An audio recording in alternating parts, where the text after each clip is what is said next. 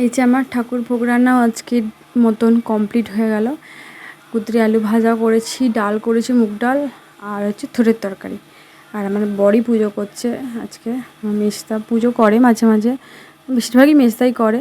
তো আজকে আমার বর করছে, মেজদার কি কাজ আছে বলে।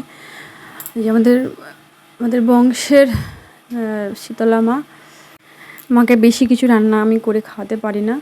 আমি রান্না করলে এরকম একটু টুকটাক করি, আর আমার বর যদি করে না, তাহলে কি করে জানো, আলু ভাতে ভাত। তাই আমি আজকে দুদিনই করলাম। প্রথম দিন করেছিলাম একটু খিচুড়ি, আজকে করে দিলাম একটু তরকারি। সবসময় আলু ভাতে ভাত ভালো লাগে তো। আর আমার ছেলেকে ঠাকুরের প্রসাদ খাওয়ার টাইম হয়নিও, তখনও পুজো করছে আর বাবা। আমি ওকে তার আগেই ভাত দিয়ে দিলাম, খাইয়ে দিলাম স্কুল যাবে বলে। তো চিংড়ি মাছের থোড়ের তরকারিটা করেছিলাম। আর ও চিংড়ি মাছটা প্রচণ্ড ভালোবাসে, এমনি মাছ ভালোবাসে না, কিন্তু চিংড়ি মাছটা একটু ভালোবাসে। আমার বলে যে মাছটা কী হয়েছে, মাছ তো নয়, এটা জলের পোকা, তাই খাই আমি। তো ওই জন্য নাটক করতে ব্যস্ত। হচ্ছে আমার ঠাকুরপালা 2 নম্বর দিন হলো। আর আমি ভোগ রান্না করলাম খুব সকাল উঠে তাড়াতাড়ি করে, যেহেতু বাবি স্কুল ছিলই বলি এখন। আর গেল না এই কারণে, বাংলা বন্ধ রেখেছে সব স্কুলে, মানে সামনে মারপিট লেগে গেছে, সেই জন্য স্কুল আর যাওয়া হলো না।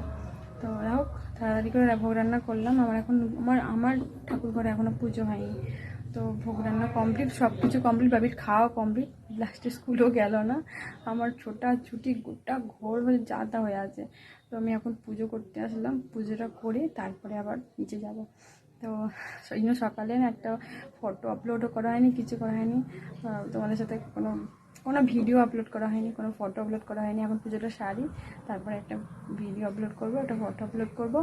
তো তোমরা সবাই ভালো থেকো, সাবধানে থেকো। যেহেতু বাংলা মন তো, সবাই কোথাও বেরোতে পারছে না, কিছু করতে পারছে না। টাটা।